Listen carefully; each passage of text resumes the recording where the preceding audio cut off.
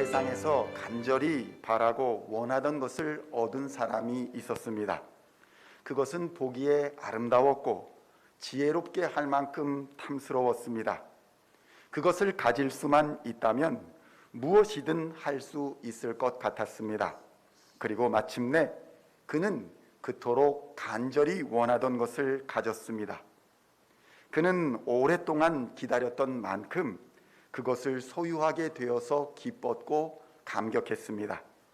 그런데 밤이 지나고 그 다음날 보니 그것은 자신이 원하던 것이 아니었습니다. 그가 그토록 간절히 기대하고 바라던 것이 아닌 것을 알게 된 이 사람의 마음은 어떠했을까요? 성도 여러분, 이 사람은 누구일까요? 이 사람은 아브라함의 손자이며 이삭의 아들인 야곱입니다. 야곱은 장자권을 빼앗긴 것에 분노한 형 에서의 미움을 피해 어머니가 주신 얼마간의 양식을 가지고 어머니의 친척이 사는 하란이라는 곳을 향해 도망치듯 집을 떠났습니다. 이것은 자신이 장자권을 팥죽 한 그릇에 샀을 때 예상한 것과는 전혀 다른 결과였습니다. 장자의 축복을 받았으나 눈이 멀어가는 아버지는 자신의 보호자가 되어주지 못했습니다. 그리고 예상치 못했던 이 긴 여정에 지친 몸을 이끌고 야곱은 루스라는 들판에서 피곤에 지쳤고 외로이 잠이 들었습니다. 그런데 야곱은 그곳에서 사다리가 하늘로부터 내려오는 환상을 보게 됩니다. 그리고 하나님의 음성을 들었습니다. 야곱아, 나는 내 조상 아브라함의 하나님, 내 아버지 이삭의 하나님이다. 내가 누워있는 땅을 너와 내 후손에게 줄 것이다. 이 땅에 너의 자손이 티끌처럼 많아질 것이고 동서남북에 가득할 것이다. 내가 어디를 가든지 내가 너와 함께 있을 것이고 어디를 가든지 다시 이 땅으로 돌아오게 할 것이며 내가 내게 허락한 것을 다 이루기까지 너를 떠나지 않을 것이다. 성도 여러분, 이 황홀하고 놀라운 꿈을 꾼 야곱은 브엘세바에서 하란 땅까지, 그러니까 서울에서 부산을 왕복하는 거리, 이 거리에 맞먹는 약 900km의 거리를 이 소망 하나를 가지고 기쁘게 떠났습니다. 한 달 반이 넘게 걸리는 이 길을 그는 베델에서의 이 사다리 환상을 보고 마치 그 사다리의 꼭지점을 향해 가듯이 열심히 달려갔습니다. 그곳에 가면 하나님의 약속이 기다릴 것을 기대하며 달려간 것입니다. 먼지를 뒤집어 쓰고 도착한 곳은 자신의 어머니 리브가가 아브라함의 종 엘리에셀을 만나 낙타들에게 물을 먹였던 그 우물이었습니다. 그곳에 도착한 야곱은 기쁨과 감격을 경험하였습니다. 그런데 그곳에 거짓말처럼 자신의 어머니가 그랬듯이 양떼에 물을 먹이러 그 우물가로 오는 삼촌 라반의 딸 아름다운 라헬을 운명처럼 만났습니다. 야곱은 라헬을 보자 그동안의 서러움과 고생의 감정을 주체하지 못하고 부둥켜 안고 울었습니다. 성도 여러분, 이러한 감격적인 상봉을 통해서 야곱은 라헬을 그날부터 마음에 두었습니다. 야곱은 언니 레아보다 곱고 또 아름다운 라헬을 마음 깊이 사랑하며 운명이라고 여겼습니다. 그리고 이 라헬을 얻기 위해 7년을 하루같이 여기며 기쁨으로 삼촌 라반의 일을 도왔습니다. 마치 베델의 꿈에서 본 사다리를 올라가듯이 목표를 정하고 그것을 얻기 위해서 열심히 살았습니다. 드디어 7년의 기한이 다 되었습니다. 이제 잔치를 벌이고 결혼식을 치루었습니다. 야곱은 자신이 사랑하는 이 라헬만 얻으면 모든 것이 다 잘 될 것이라고 생각했습니다. 그리고 상대가 라헬인 줄 알고 결혼식을 치루었고 첫날 밤을 보냈습니다. 힘든 시간이었지만 하나님의 약속이 이렇게 술술 잘 풀려간다고 믿었습니다. 그런데 이게 웬일입니까? 아침에 깨어보니 침대에는 라헬이 아닌 언니 레아가 있었습니다. 라헬에게 희망을 걸고 7년을 하루같이 여기며 살아왔는데 잠에서 깨어보니 레아였던 것입니다. 성도 여러분, 안타깝게도 우리의 인생에서 이러한 일은 수시로 일어납니다. 마태복음 11장에서 감옥에 갇힌 세례 요한이 그의 제자들을 보내어 예수님께 질문합니다. 예수님, 당신이 오신다는 그 메시아 정말 맞습니까? 아니면 우리가 다른 누구를 또 기다려야 하는 것입니까? 마태복음 11장 2절로 3절에서는 이렇게 기록되어 있습니다. 함께 봉독합니다. 요한이 옥에서 그리스도께서 하신 일을 듣고 제자들을 보내어 예수께 여짜오되 오실 그이가 당신이오니까 우리가 다른 일을 기다리오니까. 성도 여러분, 세례 요한의 이러한 질문은 우리를 당황스럽게 합니다. 왜냐하면 그는 예수님을 세상 죄를 지고 가는 하나님의 어린 양이로다 이렇게 고백했으며, 예수님 또한 세례 요한을 여자가 낳은 자 중에 가장 큰 자다라고 부를 정도였기 때문입니다. 세례 요한은 마지막 선지자이며 그리스도의 오실 길을 예비한 사람이었습니다. 그런데 그러한 요한이 예수님을 보며 상실감을 느꼈다는 것은 좀처럼 이해하기 어려운 것입니다. 그렇다면 요한은 왜 상실감을 느꼈던 것일까요? 우리는 요한도 성공에 목말라 있었던 한 사람이었다는 것을 기억할 필요가 있습니다. 그는 주의 길을 예비하는 사람이었습니다. 그가 선지자 중에 가장 큰 자라는 칭호를 받을 수 있었던 이유는 그가 하나님의 아들 예수 그리스도를 직접 대면한 자였기 때문입니다. 그런데 요한이 감옥에서 언제 죽을지 모르는 신세가 되자 마음이 바빠졌습니다. 이제 다 되었는데, 예수님이 이 땅에 오셨는데 이렇게 죽을 수는 없다. 예수님, 언제 이스라엘을 회복하실 것입니까? 그는 마지막 선지자로서 최후의 승리, 성공을 눈앞에 두고 있었습니다. 그래서 예수님께 질문합니다. 예수님, 당신이 진짜 메시아가 맞습니까? 아니라면 우리가 또 다른 누군가를 기다려야 하는 것입니까? 성도 여러분, 우리는 이 질문 속에서 세례 요한이 우리와 마찬가지로 성공을 향한 갈망을 감추고 있었던 사람이라는 것을 보게 됩니다. 세례 요한의 평생의 사명은 예수님의 오심으로 완성되었다 이렇게 믿었습니다. 그는 평생을 광야에서 메시아를 준비하고 예비하는 일에 최선을 다해 살아왔습니다.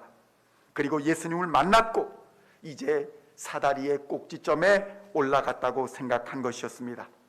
자신의 목표를 달성했다고 생각했습니다. 그런데 막상 깨어보니 자신은 헤롯의 감옥에 갇혀 있었고, 예수님은 메시아로서 이스라엘의 왕권을 언제 회복하실는지 알 수도 없는 상황이었습니다. 이제 예수님이 이스라엘의 왕이 되시지 않는다면 이제 자신은 언제 죽을지 모르는 상황에 처해 있던 것입니다. 성도 여러분, 자신이 기대하고 갈망하고 또 평생의 소원으로 여겨왔던 일을 다 이루었다고 생각하는 그 시점에서 그것이 내 방식대로 풀리지 않고 내 생각대로 내 계획대로 진행되지 않는다고 여겨질 때에 우리는 그 대상에 대하여 실망하게 되고 회의감을 갖게 됩니다. 마치 야곱이 사랑하는 라헬을 얻었다 생각하고 첫날 밤을 지루었는데 아침에 깨어보니 그곳에서 사랑하는 라헬이 아닌 레아를 발견했다면 그에게는 얼마나 큰 배신감이고 상실감이겠습니까? 팀 켈러는 이러한 회의감이 드는 상황에 처한 사람들이 일반적으로 세 가지의 반응을 보인다고 말합니다. 첫째는 자신을 실망시킨 그 대상을 탓하면서 더 나은 대상으로 옮겨 갈아타고자 하는 것입니다. 이것은 다 당신 때문이다. 당신만 아니면 나는 성공할 수 있었고, 당신만 아니면 나는 행복할 수 있었는데 당신 때문에 실패한 것이다. 이렇게 생각한다는 것입니다. 그러면서 더 나은 대상으로 목표를 정하고 갈아탑니다. 그러나 이것은 더 나은 대상이라 보여지지만 또 다른 실패를 향해 달려가는 것에 불과합니다. 결국 성공이라는 우상을 숭배하게 되어서 그가 만약에 원하는 결과를 얻지 못하게 될 때면 늘 남 탓을 하며 절망과 희망 사이를 반복하는 이 성공 중독에 빠져 헤어나오지 못하게 된다는 것입니다. 둘째는 자기 자신을 탓하며 자책한다는 것입니다. 이렇게 된 것은 다 나 때문이야. 내가 공부하지 않아서 그래. 내가 열심히 하지 않아서 그래.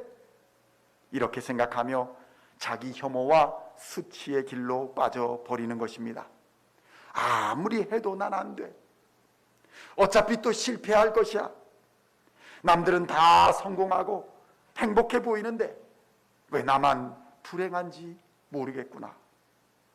나한테 뭔가 심각한 문제가 있는 게 분명해. 성도 여러분, 병원에 가면 온통 환자들 뿐이고 공동묘지에 가면 온통 죽은 자들만이 가득합니다.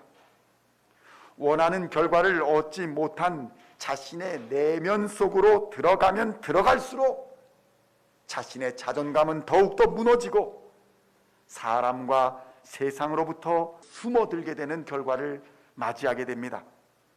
좌절감은 우리를 무기력하게 만들고 세상의 시선을 의식하여서 결국 폐쇄적인 사람이 되어버리고 마는 것입니다. 셋째로는 자신을 절망하게 만든 세상을 탓한다는 것입니다. 이렇게 된 것은 다 세상의 불합리한 제도와 세상의 불공정함 때문이다. 내가 성공하지 못한 것은 정치가 잘못해서, 정책이 잘못돼서, 지도자가 잘못돼서 이러한 일이 벌어졌다고 생각하는 것입니다. 그러나 나의 실패와 관련하여 세상의 모든 것을 싸잡아서 비난하고 저주하게 되면 그 사람은 완고해지고 어느덧 대화와 타협이 불가능해지며 냉소적이 되어가고 마침내는 친구 하나 없는 공허한 삶이 되어버리고 마는 것입니다.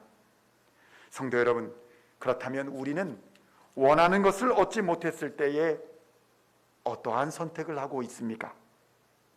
남을 탓하며 살고 계십니까? 아니면 자신을 자책하며 살고 계십니까? 그것도 아니면 이렇게 만든 것이 다 세상 탓이라고 생각하며 살고 계십니까? 예수님은 이러한 인생의 절대적인 절망에서 진정한 행복을 갈망하는 우리를 참된 안식의 세계로 불러주십니다. 마태복음 11장 28절로 30절까지의 말씀을 봉독하겠습니다. 수고하고 무거운 짐진 자들아 다 내게로 오라. 내가 너희를 쉬게 하리라. 나는 마음이 온유하고 겸손하니 나의 멍에를 메고 내게 배우라. 그리하면 너희 마음이 쉼을 얻으리니 이는 내 멍에는 쉽고 내 짐은 가벼우니라 하시니라.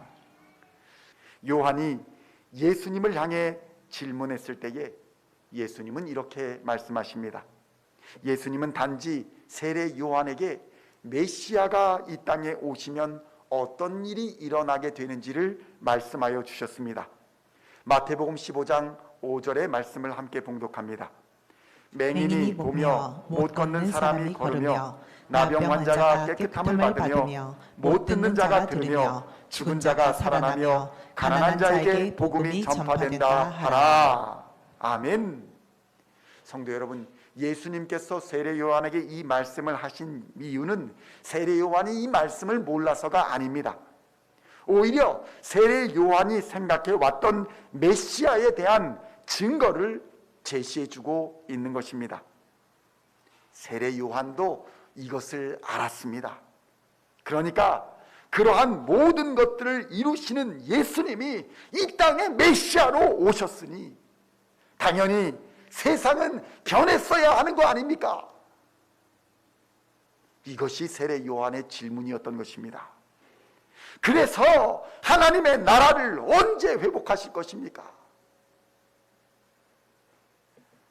그러나 여기서 회복의 관점의 차이를 보여줍니다. 회복의 관점이 달랐다는 것입니다. 예수님은 당신이 메시아로서의 기적과 표적은 보여주시지만 메시아가 단순히 이러한 기적과 표적을 보여주시려고 오신 분이 아니라는 것을 우리에게 알려주십니다. 성도 여러분, 예수님은 우리의 질병을 치료하는 분, 예수님은 우리의 경제적인 어려움을 해결해 주시는 분, 예수님은 세상의 권력자로 오시는 분, 이렇게 이해할 때 문제가 생깁니다. 예수님을 기적과 표적의 사다리 꼭대기에서 만났는데 깨어보니 질병도 그대로고 경제적인 어려움도 그대로고 세상의 권력도 아무것도 해결되어 있지 않은 것을 보면서 사람들은 좌절하고 절망합니다. 그러한 사람들을 향해 예수님은 성경의 말씀과 예언이 이미 이루어졌다라고 말씀하여 주시는 것입니다.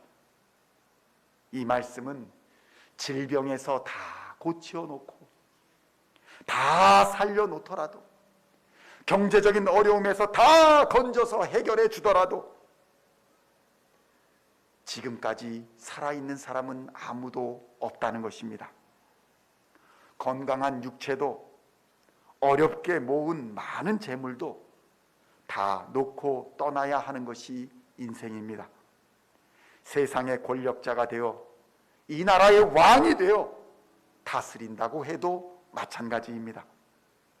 중요한 것은 성경의 모든 예언이 예수님을 통해 이루어졌으며 하나님의 나라가 임하였다는 것입니다. 기적과 표적은 그것의 증거일 뿐 기적과 표적이 목표가 되지 않는다는 것입니다. 만약 기적과 표적으로 메시아를 예수를 믿을 수 있었다면 가버나움과 벳세다와 고라신에서 예수님이 행한 기적과 표적으로 세상은 벌써 회개하고 돌이켰을 것입니다.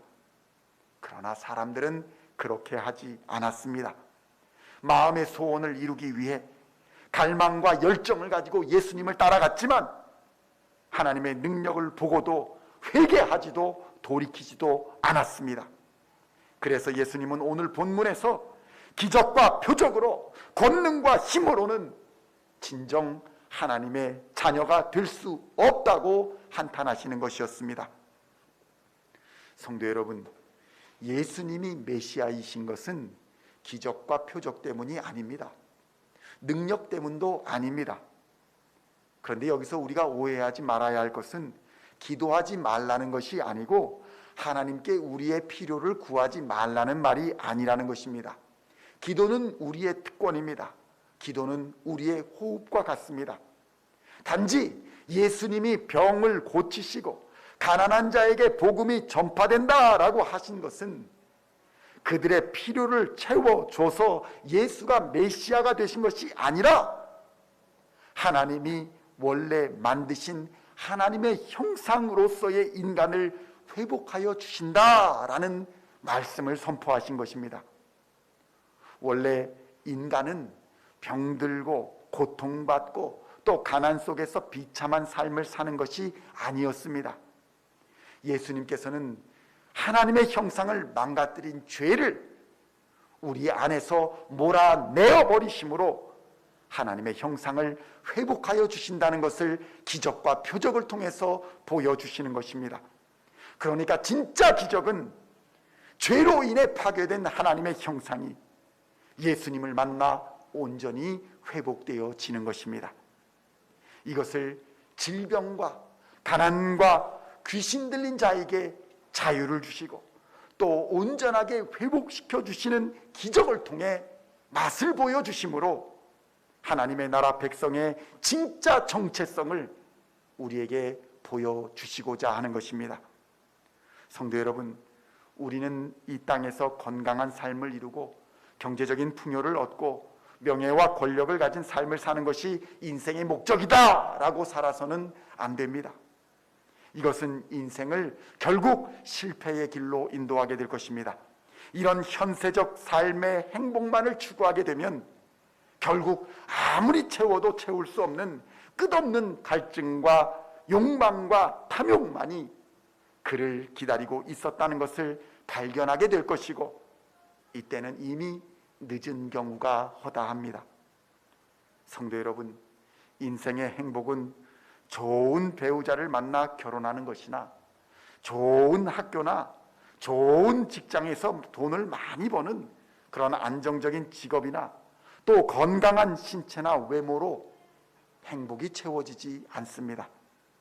결혼도 잠시, 좋은 아내와 좋은 남편, 토끼 같은 자식도 잠시일 뿐입니다. 건강도 잠시, 결국에는 우리에게 주어진 이 삶도 잠시라는 것을 깨닫게 되는 것입니다. 20대에 푸르던 젊음과 열정도 영원하지 않습니다. 어느덧 여러분의 눈은 침침해지고 걸음은 느려지고 말도 어눌해지는 것이 인생입니다. 그것에 소망을 두는 것은 어리석은 일입니다. 그렇다면 이러한 유한한 인생을 살아가는 우리에게 과연 진정한 행복은 가능한 것일까요? 성도 여러분, C.S. 루이스라는 학자는 말합니다. 이 세상에 어떤 경험으로도 채울 수 없는 갈망이 내 안에 있다면, 이 세상에서 어떠한 경험으로도 채울 수 없는 갈망이 내 안에 있다면, 이러한 나에 대한 가장 이해 가능한 설명은 내가 초월적이고 영원한 무엇을 위해 지어졌다 라고 생각하는 것이다 라고 말합니다. 그러니까 인간은 특별한 목적을 가지고 특별하게 지어졌기 때문에 특별한 것으로 채워야 하는 존재다라는 설명입니다. 이것은 인간이 세상의 것으로는 채울 수 없으며 오직 하나님으로 채울 수 있다는 것입니다. 이것이 바로 그리스도 안에서 누리는 쉼이라고 성경은 설명합니다. 그리고 이 쉼이, 이 안식이 바로 감사의 본질입니다. 성도 여러분, 예수님은 수고하고 무거운 짐진 자들을 초대하십니다. 질병으로 고통받는 자, 경제적으로 어려움을 당하는 자, 세상의 차별과 압제 속에서 사는 자 모두를 하나님은 부르십니다. 그리고 우리를 쉬게 하리라고 말씀하십니다. 참된 행복은 바로 쉼 속에 있다라고 말씀하시는 것입니다. 성경에서 최초로 쉼을 가지신 분은 바로 하나님이십니다. 하나님은 6일 동안 열심히 일하셨고 7일째에는 안식하셨습니다. 그래서 우리는 하나님 안에서만이 참된 쉼을 얻을 수 있는 것입니다. 성도 여러분, 행복은 쉼 속에 있습니다. 그리고 이 안식의 주인은 바로 예수 그리스도입니다. 우리가 예수 안에서 안식할 때에 우리를 유혹하던 세상의 보암직도 하고 먹음직도 하고 지혜롭게 할 만큼 탐스러운 것들이 떨어져 나가는 것입니다. 쉼이 있어야 죄를 이기는 것입니다. 결국 예수 안에 거하면 참된 안식을 얻고 그 안식을 위협하던 모든 것들은 떠나며 그 자리에는 감사가 남게 된다는 것입니다. 결국 본문은 이러한 감사의 자리로 예수님께서 우리를 초대하고 있는 것을 보여주시는 것입니다. 우리는 세상을 살아가면서 모두가 예외 없이 세상의 짐을 질 것인지 아니면 예수님의 짐을 질 것인지 선택의 기로에 서게 됩니다. 그러나 기억하십시오. 세상의 짐은 언제나 실패로 나타납니다. 결코 성공할 수가 없습니다.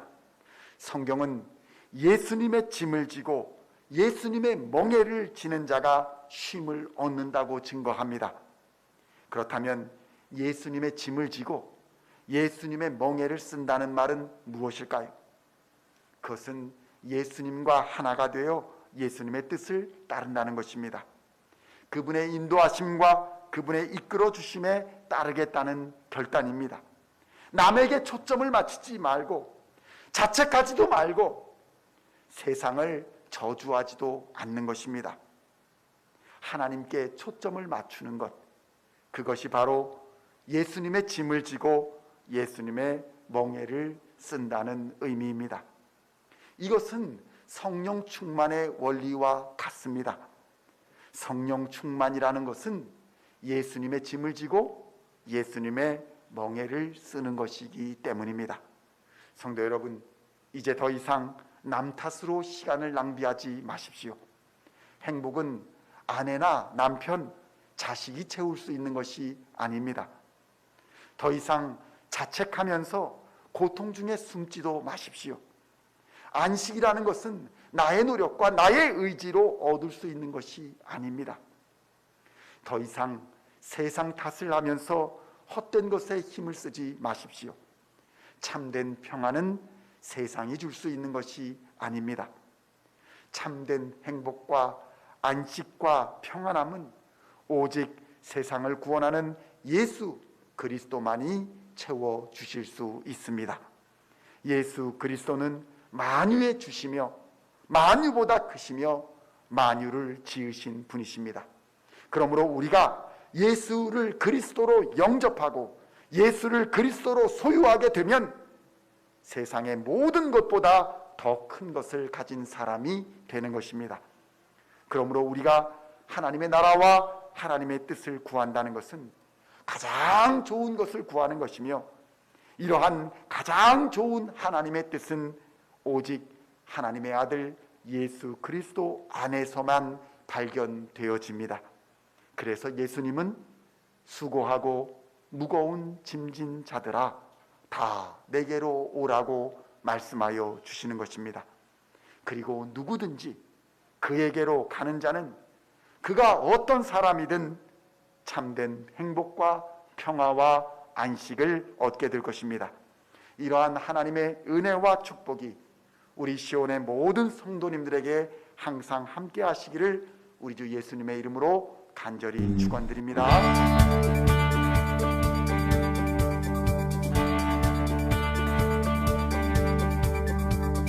Singing songs of Thy praise, we are coming to You, dancing before